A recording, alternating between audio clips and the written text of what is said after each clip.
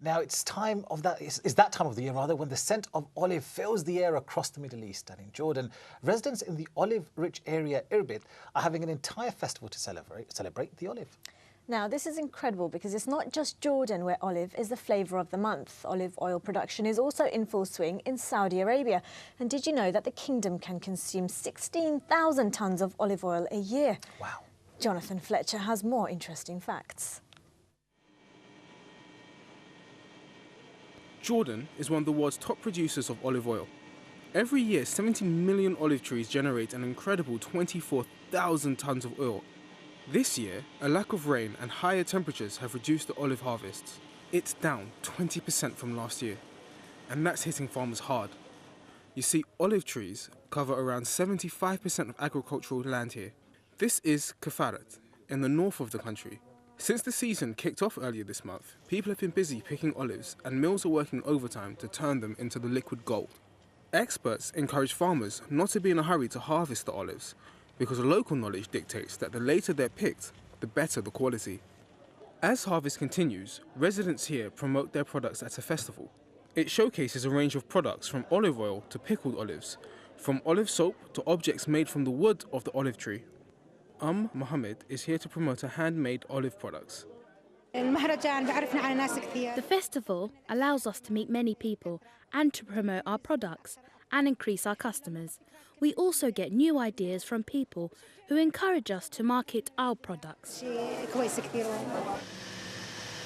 Olive oil production is also in full blow in Tabuk, the traditional heartland of olive oil production in Saudi Arabia. Late autumn sees thousands of farmers beginning to pick the millions of olives needed to produce highly sought-after olive oil. Tabuk is a rich area where there is a lot of olive production due to the availability of water and the richness of the soil.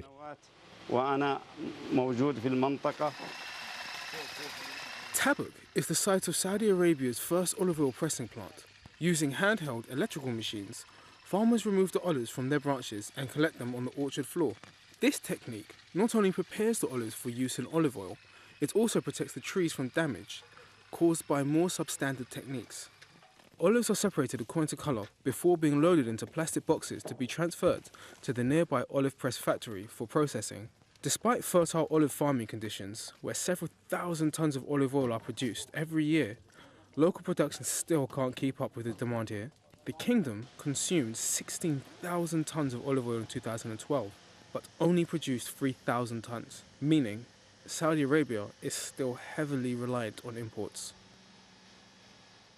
I've always liked olive oil in my salad, to be honest. Yeah, but that's quite incredible that Saudi Arabia produces only 3,000 tonnes when they use 6,000. That's amazing. I wonder how much that fills in terms of volume and capacity. Tons, yeah, Well, staying with that same subject, we're joined now by olive oil expert Danilo Manco. Good evening. Good evening to you guys. Thank you so much for joining us. Now, you specialise in olive oil from Italy, but do stories like that, the one that we've just seen from Saudi Arabia and Jordan, also interest you? Yeah, anything. It's olive oil is such an old and ancient product that anywhere where it's produced, it's got the beauty of the land and the people behind it. And what was important is like all the people that work hard for this product, and that's one of those things when we see some prices around. It just does not make sense how they can produce such olive oil like with the price, because for a producer, it's such like a labor-intense work. So you mean the prices we see are quite cheap here? Is that what you're talking about? In the like most of the supermarket, they have prices that if you speak with any producer, it's just like higher. It's not possible to produce it. You have to pick the olives, you have to process the olives. It's and every year is so different. Like Italy this year, it got one of the worst harvests ever. It's because the climate conditions are changing. It was a very humid summer. Now, talking about Italian olive oil, obviously, what makes olive oil from Italy so special? What's the uniqueness about it? Well, it's a plant, it's a fruit. So I think in Italy found the best like climate condition. Like it's got plenty of sunshine, still got some rain. It's the soil, because it's very close to the sea. Most of the soil is very red, which is rich in iron and potassium. just the olive tree found like a very good place to be, like in Italy. Like my region, Puglia, only the Puglia's got 60 million olive trees in there. So we say there is one olive tree for each Italian. So wow! And you've brought a great selection with you. And small selection. These are from Italy.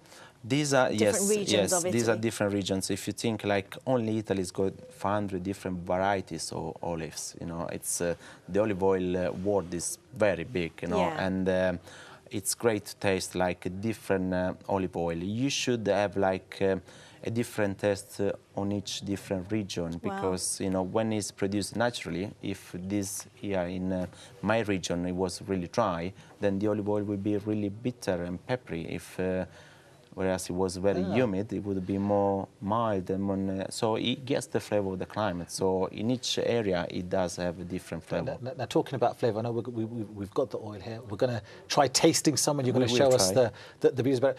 So why don't you start us off, Danilo? Which ones have you brought, and which one would you... I brought like 4 different regions, basically. Move the table forward, closer to you. Yes. I brought Tuscany, Sicily, Umbria, and Puglia. So basically we go like south, southwest, middle and north, let's say, and they're gonna taste all different, you know. Did you start pouring? We'll just ask Adam. Yes. Adam, did you have any idea there was such a variety of olive oil out there? No, not at all, no. It's quite incredible. It seems like with wine, it's exactly the same. Yeah. With wine, people do recognize the difference, you know. Yeah. And also, remember in my town, which is also famous for the wine, wine was very hard to sell, like a good bottle of wine. Everyone went for the cheap wine. Yeah. And over the years, the wine established itself to be recognized. And obviously, we don't drink wine or alcohol. No, but just to say how the product can process. It's just like, absolutely. but olive oil, which is, for me, much more important than wine, because all the family can enjoy it, you know. It seems to have like a price barrier, you know, which if you think like we bought olive oil, you know, it will probably last like 1 month, you know. Yeah. The price difference on a teaspoon, it's just like very little, you know. Now I can already see that there is a bit of difference in the texture between the colours are quite similar, but the texture you're pouring looks a lot different from each. Basically, this one is from the previous harvest. This one is novello, we call it, which is the new harvest. This one is just been pressed, like last week. Color is very important to the eye, but never judge an olive oil just the color, because everyone would like to go for the greener, the rich color. The rich color, but it doesn't work like this. In fact, if you are to taste the olive oil professionally, they would give you like a dark blue glass, because you can't tell the color. So because even for people like us that we taste olive oil every day, if we look at an olive oil which is nice and green, you tend already to, you know, to judge it in a different way, you know? Just talking about pricing, though, I mean, Adam, if you went shopping, I mean, I know we were talking about pricing on the books during the break, but how much would you be willing to pay for a good bottle of olive oil? I don't know what exactly I would, but I do know that when I taste one, that you know, that the richness of it and tasting in a good salad dressing makes all the difference. Oh, absolutely. I mean, not quite the 32 million we're talking about for a book. but so tell us, what are we tasting? Let's. So we have basically a special way to taste as well. Ideally, you taste it like in a small glass. Yeah. You put it in your hand. You want to warm it up a little bit. You cover it so the flavor doesn't go away. You shake it for like a few seconds. Yeah. You open. The first thing you should do is to smell it. Yes, you're gonna tell the aroma of the oil, and then what you have to do, you will put a little bit in your mouth. Yeah. So let's try this. Tip of the tongue, and then you should swallow it by sucking some air, because that will open up all the flavor of the olive oil. Right. So remember that any good olive oil should have like a peppery finish. So it's most likely it's gonna kick. Let's start by Adam. Do you fancy trying some? Try some first? Of course. Yeah. So which region are we going for? You can start with Tuscany, perhaps leave the new press for the last one. Okay. Is this Tuscany here? No, that's Umbria. It's one of the most rich ones. Okay. So Tuscany, are we going here first? Try a bit of that one. Oh, here we go. Won't be able to rub it in the hands, I guess, on this occasion. But I mean, it's very good to rub it. Yeah. It's very rich in vitamin E. How's that, Adam? Did you get that peppery taste? Yeah, yeah. It comes through after a few seconds, basically. Yeah. It's, you get all at the end. At the beginning, you should just get the texture of the oil and the different flavors. You know, that one tends to be a little bit more a tomato flavor, you know, and Nice. So which one would you recommend for myself? well, for you, I mean, at the moment when the oil is new, I always would like to go for the new ones. It's just like New ones, it's Go a for it, great Bassett. like the fresh press is Okay, always let's go good. for. So that was Tuscany. This is from Sicily. Sicily. Yeah. Ah, the land of the mafia. Oh, should I say that? Really? No, Should I? no. Thinking of Godfather. There are plenty of good people over there. Oh, that. I'm trying to get the It's creamy, it's grassy. That's it, like a lettucey kind of. Yeah, it's got like this particular greener grassy flavor, Green- that's almost it, like yeah. freshly cut So grass. would you perhaps use that one for salads and something else for pasta? They're all finished oil, this one. They're not like made for cooking, not because you cannot cook with it. It's just like this one is more on the premium side, you know. So we use them either for salad, for dipping bread, or just little drizzle on your dish. But the difference is, like, I would use this one perhaps on a fish, or like this one is more round. I would use it on a mozzarella, you know. But it's a matter of your personal taste, Yeah. really, you know. It's Okay, I'm going to try one now. I'm going to try the darker green one.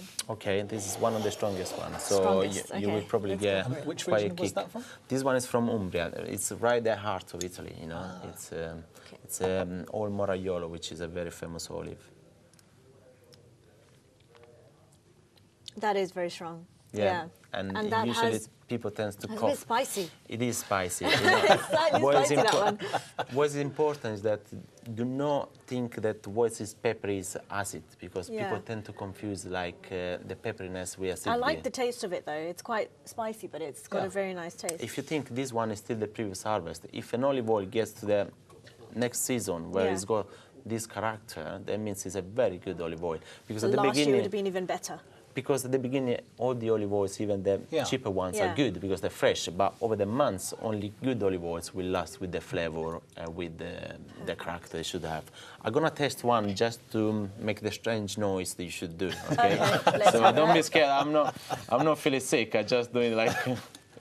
So We should have done that first, so we would have done that. Yeah, we could have all been olive oil experts. So I would have a glass. I would shake it a bit, and then I would smell it.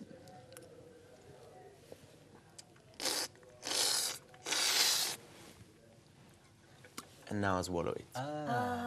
With all the But so you air get to the it. air into there, get the flavour. It bursts all the flavor. So does that change the whole experience? Does it change the flavour by doing that?